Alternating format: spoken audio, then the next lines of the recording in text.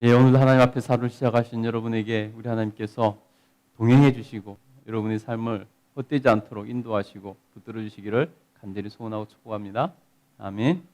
예, 오늘 어제까지는 이제 시편을 일부를 했습니다. 시편은 아시다시피 150편까지 있어서 방대합니다. 그래서 1부부터 5부까지 나눠져 있는데 1부를 마치고 이제 전도서로 넘어와서 전도서를 이렇게 보게 됐습니다. 전도서는 어떤 책이냐면요, 그 제목에서 알 수 있듯이 이 지혜서 중에 하나입니다. 잠언과 더불어서 대표적인 지혜서가 이 전도서라고 이렇게 할 수 있습니다. 전도서라는 의미는 회중을 모으다, 그런 뜻에 있는 단어로부터 파생되어 있고요. 사람이란 무엇인가, 어떤 존재인가에 대해서 이렇게 밝히는 그러한 목적으로 쓴 책이라고 이렇게 할 수 있습니다. 그래서 전도자라는 그 원어를 우리는 전도자라 이렇게 전도서, 그래서 전도서, 전도자, 전도서 이렇게 부르고 있는데 이것은 이제 수집하는 자, 모으는 자, 이렇게 선포하는 자, 그것을 그래서 선포하는 자, 이런 의미를 가지고 있습니다. 이 전도서는 다윗의 아들 솔로몬, 지혜의 왕이라 그러죠. 솔로몬이 쓴 책입니다. 주로 젊은이들과 장로들의 학생들을 위해서 이렇게 기록된 책이라고 할 수 있습니다. 이 전도서의 핵심 내용은 뭐냐면은 핵심어는 헛되다, 또 야망, 이 두 단어가 핵심적인 단어입니다. 특별히 헛되다는 것이 핵심 단어입니다.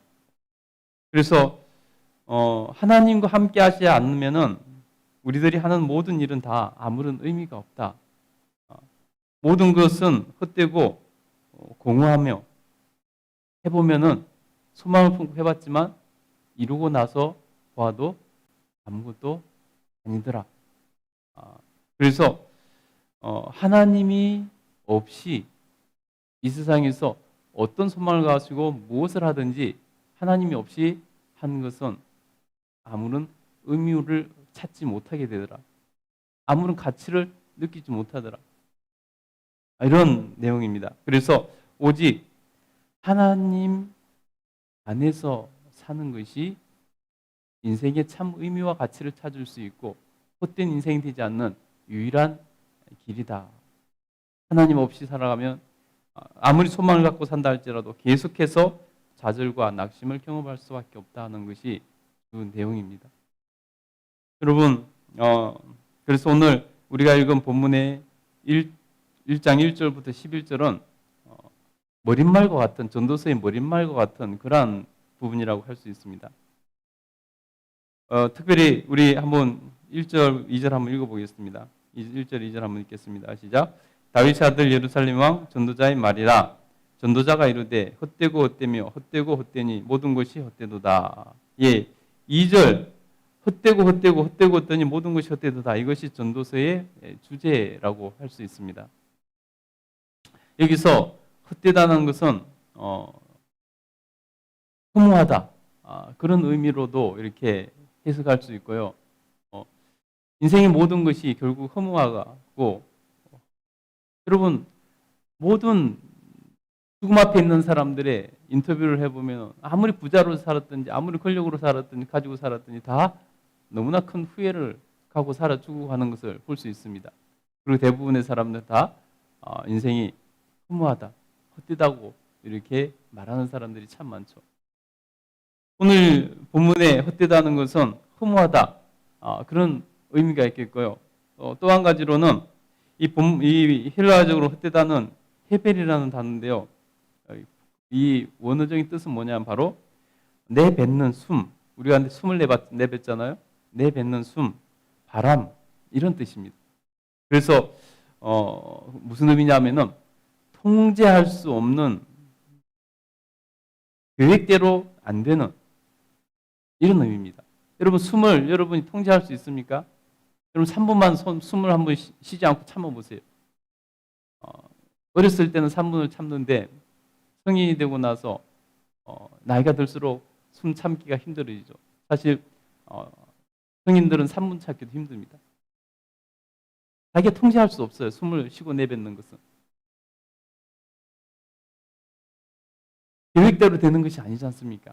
바람, 계획대로 되지 않지 않습니까? 누가 바람을 통제할 수 있고 누가 바람을 계획대로 우리가 할 수 있습니까?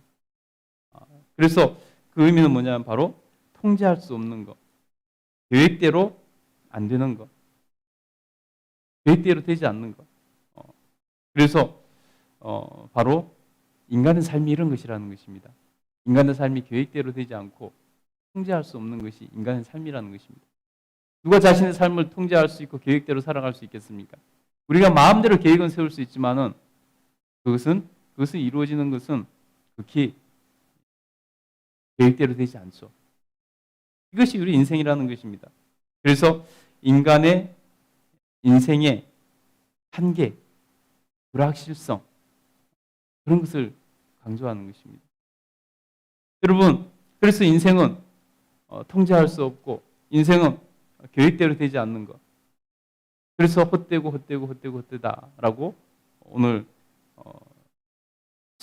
가장 지혜가 많았던 사람이라고 할 수 있는 솔로몬이 고백하는 것 아니겠습니까?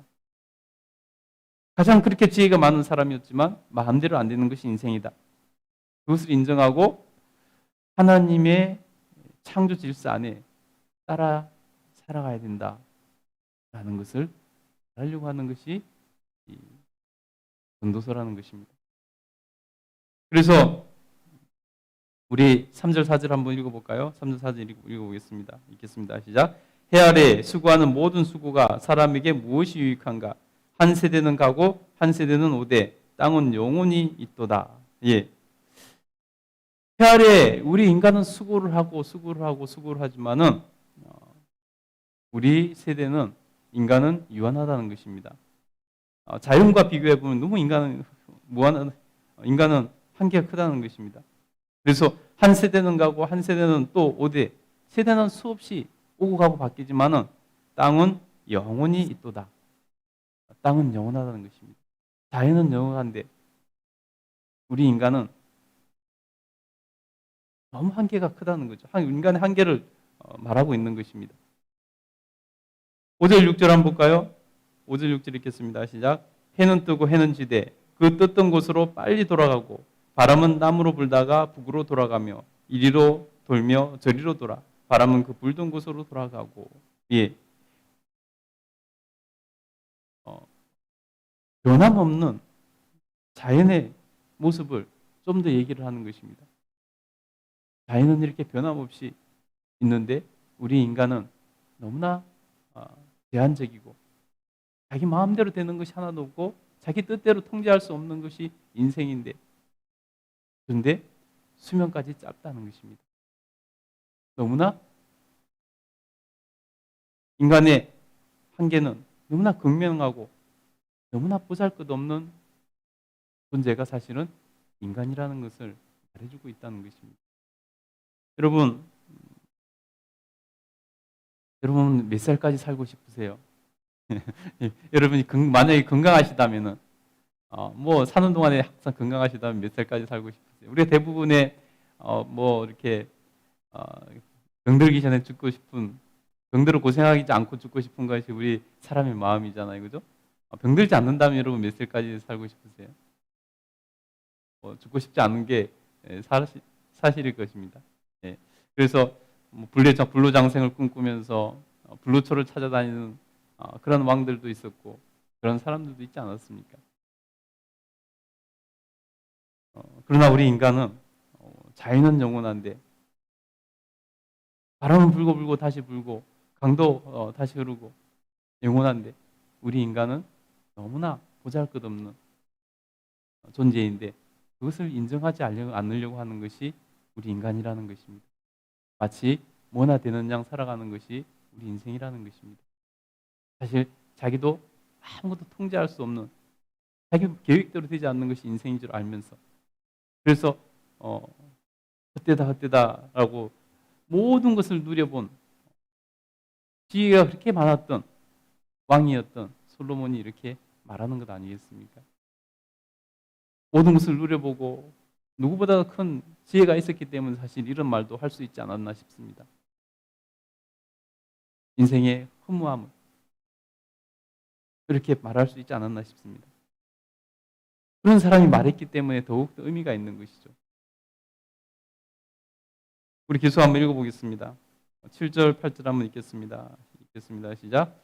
모든 강은 다 바다로 흐르되 바다를 채우지 못하며 강물은 어느 곳으로 흐르든지 그리로 연하여 흐르느니라. 모든 만물이 피곤하다는 것을 사람이 말로 다 할 수 없나니 눈은 보아도 족함이 없고 귀는 들어도 가득 참이 아니하니라. 예. 자연도 이렇게 변함이 없지만 하나님 앞에서는 분명한 한계가 있다는 것을 말하고 싶은 것입니다. 강은 흐르지만은 바다를 채우지 못한다. 예, 이것이 또 강의 한계이기도 하죠. 강은 끊임없이 바다로 흐르지만 바다를 채우지 못하고 흘러도 끊임없이 바다는 받아들이지 않습니까? 자연 또한 하나님 앞에서는 우리 인간에 보면 영원하지만 하나님 앞에서는 자연 또한 한계가 있다라는 것을 말하고 싶은 것입니다. 우리 9절 10절 한번 읽겠습니다. 9절 10절 읽겠습니다. 시작. 이미 있던 것이 후에 다시 있겠고 이미 한 일을 후에 다시 할지라. 해 아래에는 새 것이 없나니 무엇을 가리켜 이르기를 보라 이것이 새 것이라 할 것이 있으랴. 우리가 있기 오래전 세대들도 이미 있었느니라. 예. 인생사는 다 거기서 거기라는 것입니다. 물론 겉모양은 바뀌죠. 뭐 휴대폰을 사용한다든지 자동차를 타고 다닌다든지 뭐 이런 사용하는 것은 바뀔 수 있습니다. 그러나 우리 인생은 근본적으로 거기서 거기라는 것입니다. 1세기에 살았던 사람이나 오늘 살아가고 있는 사람이나 똑같이 고민하는 거 고민하고 똑같이 살아가려고 애쓰는 것 똑같고 똑같이 모든 것이 다 거기서 거기라는 것입니다.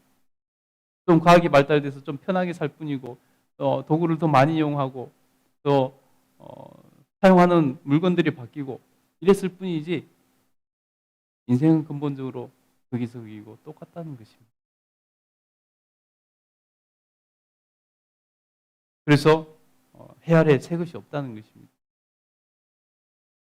우리 11절 한번 읽어보겠습니다. 11절 읽겠습니다. 시작.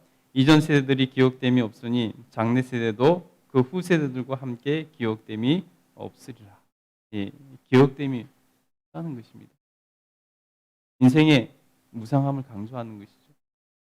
여러분, 특별히 역사적인 몇 가지 사건이나 역사책에 기록돼서 우리가 배우는 것이지 학교 제도가 이렇게 잘 발달돼서 그나마 배우는 것이지 여러분 학교 제도가 없었다면 여러분 그것도 배우지 못하고 대다수의 사람들은 알지도 못하고 넘어가는 것이 아니겠습니까? 그 수세기 동안에 특별한 사건들 몇 개만 그냥 요약적으로 우리가 배우는 것 아니겠습니까? 여러분 다 잊혀지는 것입니다. 여러분 할아버지, 여러분 할머니, 여러분 증조 할아버지, 증조 할머니 삶이 어땠는지 여러분 기억하세요? 아는 거 있습니까? 네, 있습니다. 잊혀지고 기억됨이 없는 것이 우리 인생의 한계라는 것입니다. 그러니 여러분 인생은 하나님 없이 살아가는 인생은 아무것도 아닌 그런 인생일 뿐이라는 것입니다. 그러니 우리가 천국이 없다면은 우리 인생은 아무런 가치가 없고 아무런 소망도 없는 것이 우리 인생이라는 것입니다. 그래서 이제 본격적으로 이게 이제 머릿말 전제를 깔고 이렇게 이제 이후의 말씀은 이제 왜 우리가 어떻게 사는 것이 지혜고 왜 하나님이 우리에게 필요하고 우리가 하나님 앞에서 어떻게 살아가는 것이 인생의 목적이고 가치를 갖는가를 하나하나 이렇게 풀어가게 될 것입니다. 오늘 여러분 우리 인생에 대해서 다시 한번 다 돌아보면서 성찰하면서 살아갔으면 좋겠습니다. 그래서 우리 하나님 앞에서 정말 우리 인생의 모든 것에 있어서 하나님의 존재를 인정하고 하나님 안에서 참된 인생의 의미와 가치를 찾고 우리가 저 천국에서 주님과 함께 사는 것이 없다면 우리 인생은 정말 아무것도 기억될 필요도 없고 기억될 수도 없는 아무것도 아닌 존재라는 것 우리 다시 한번 기억하면서 천국을 소망하며 나가는 복 있는 하루 되시기를 간절히 소원합니다. 기도하겠습니다.